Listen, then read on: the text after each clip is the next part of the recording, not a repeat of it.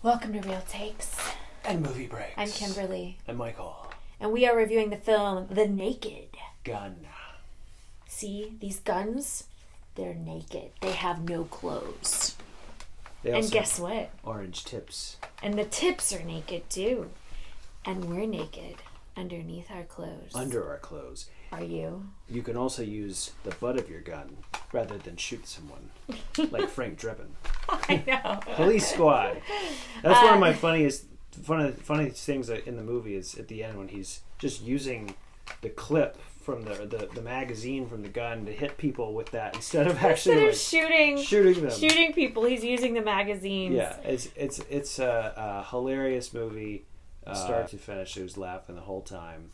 Immediately, as soon as he comes on the screen, there's something about him in this film that I just thought was so hilarious. Just watching him stand there with. It's like you can tell everything that he's thinking. You know what I think? What I think it is?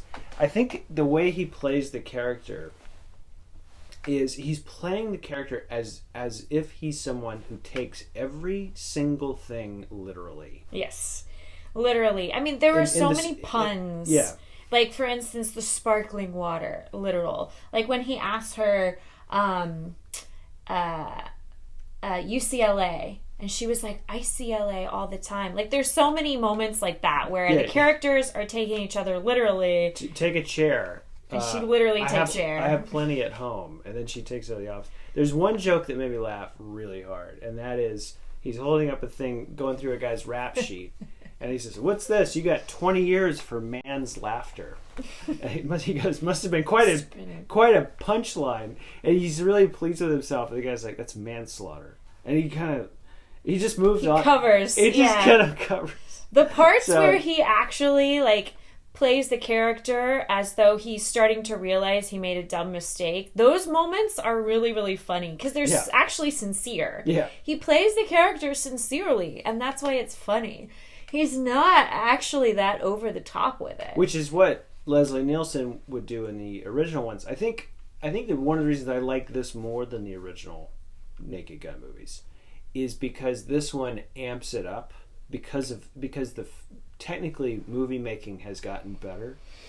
You know? So they're not as restricted as they used to be, where it's like in the older ones it's like you're still making kind of a movie that it has limitations. In this, they could pretty much do anything they wanted. So any of the the snowman gag. So the snowman scenes were probably my favorite because I just love that they're making fun of that cliche montage that you see in romantic comedies where there's the montage of the lovers doing all these stereotypical lover things, and then suddenly they build a snowman, and then suddenly it flips on its head and they're doing an incantation.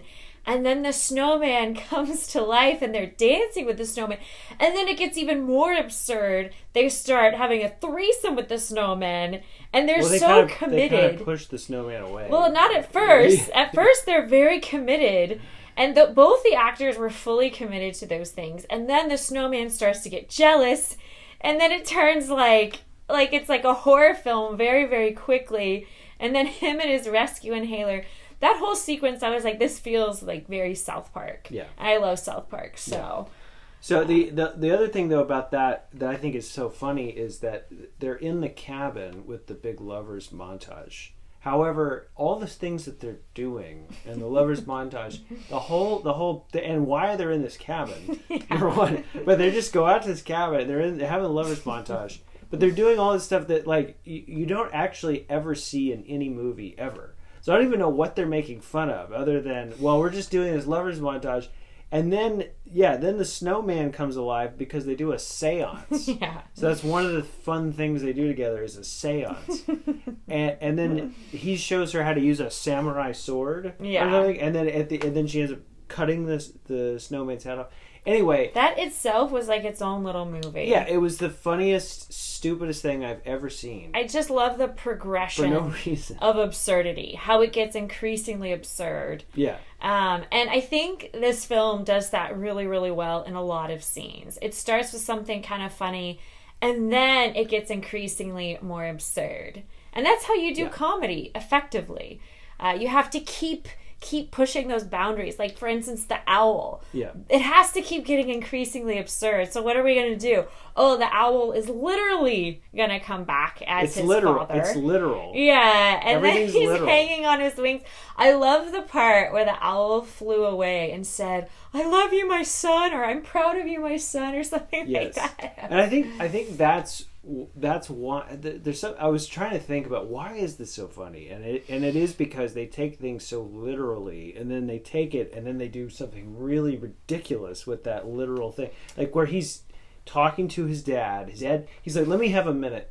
And he's talking to the picture of his dad. Yeah. And it's the stupidest picture of Leslie Nielsen holding, like, that pose that Nielsen's in. He's got the gun like this and his hands out like this. And he's really serious. Crying. And it's a picture of him, and then it's his badge. And there's like this big plaque. Yeah. It doesn't make any sense. No. And he's like talking to the picture, like, "Send me a sign," or something. That you're proud of me. That you're proud of me. And then at the end, send me an owl. he says, "Just like an owl." And then at the end, he sees an owl. And it's his dad. dad. But I mean, it's an owl. It's just an owl. Why would it? But he's like, "No, it's my dad." And then, but the way they apply it is the owl flies him after the bad guy who's on a motorcycle, so the owl can somehow carry him.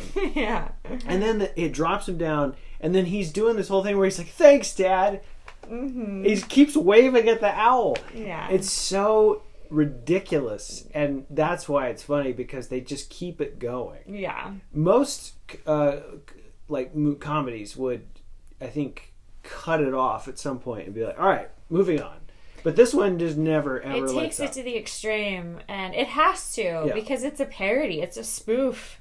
You can't play it safe. You have to push boundaries. You have to be absurd and ridiculous. Like, you can't be logical with a movie like this. And they also figure out a way to kind of make it relevant to our current times. Yeah, with some of the writing. Yeah, the writing's good. I love the writing. Like, for instance, when he's in the hospital bed, the fake hospital bed, and he's like, "You're going to become a meme, a farting meme," or whatever. That's how he threatens him. So he's, appealing to, like, this whole Gen Z social media obsessed culture. The meme culture, yeah. And then I love how, "Did you get all that? Did you get all that? Did you get all that?" And it's like layers within layers of, like, they're all all these agencies are spying on each other. And then at the end, when she's about to shoot the main bad guy, she's like, "I'm going to kill him." And he's like, you can't kill him. You got to let the criminal justice system do its work." Yeah, and then she's like, "Oh, that's funny coming from you. That's funny from you. Since you break the rules." Yeah. And then he gives her this long cliche monologue, but he's constantly subverting expectations, because we've all heard monologues like this in action movies. "Oh, be the bigger person. Two wrongs don't make it right. Don't murder him. You can't kill him. It's not going to." He goes, "It's not going to bring back your dead husband." She's like, "Are you sure?" And he's like, "Well, anything's possible." But, but like, it's also the whole thing about, it's going to feel really good if you kill him, but you can't. No, he said something to the effect of, "This decision will follow you around your entire life like a shadow, whispering, 'This is awesome.'" Yeah. It's like, it's really awesome. The misdirection was really on point, and the subversion of expectations was like, and the way he delivered that monologue straight was just perfect. Like, he's so good at that dry humor. And I was surprised, because I didn't know he would be. Well, he also has, like, a funny way of speaking, because I guess because he's, like, Irish or whatever, so it kind of has this thing when he talks, and it talks like this sort of thing, and his eyes get really big, and he's really serious, and it's like that guy playing such a doof, to that extreme, and then but he's also the hero. Is such a funny idea. But when he says that line to her, where he says, "You have to let the criminal justice system do the work for us," like, someone in the theater started laughing. Yeah. And I was thinking to myself, like, that is a hilarious thing to say. Like, let the criminal justice system work in today's times. If you following today's time. Yeah. So, like, the writing is sort of hitting. There's a couple other moments where it hits on current day stuff. The writing's quick, too. I feel like this movie, It's actually worth watching more than once. I was fully engaged and paying close attention, but I can see how it would be easy to miss some of the jokes because it is so quick. Yeah, you start laughing. Super quick. You start laughing, and then you start missing what they're saying next because boom, boom, boom, boom. I actually want to see it again because I'm sure there's something in there that I missed because the pacing was so fast. But I love that the pacing was fast. There was never a dull moment, really. I love the coffee, all those little gags with like the coffee getting bigger and bigger, hands coming out of nowhere. he keeps getting handed coffee. Yeah. Like so he's not even finished with he just started one. Yeah. And then he throws it away and someone hands him a bigger one. You know? I love the part where he goes in the room and it's very clear he's about to get set up and framed. And that he's so dumb he doesn't fall for it. He's like, there's like a note that says, say I did it into this recording. And he just says, okay, I did it. He picks up the murder weapon. And then this somersaults. He's suddenly, like, it's so clearly a body double doing the somersaults and then the leap into the absurd extreme. Because you've seen, this isn't like, it's just making fun of these action movies that take themselves way too seriously. And the fight scenes are just so hilarious. Yeah. Like, he pulls off the arms, and then you can actually see that it's clearly like a dummy that he's fighting. Like, there's so many, like, lots of physical comedy, and lots of slapstick. Lots of him taking his pants off. Yeah. There's a lot of that. For some reason, they kind of are aware that this will be funny if his pants come off.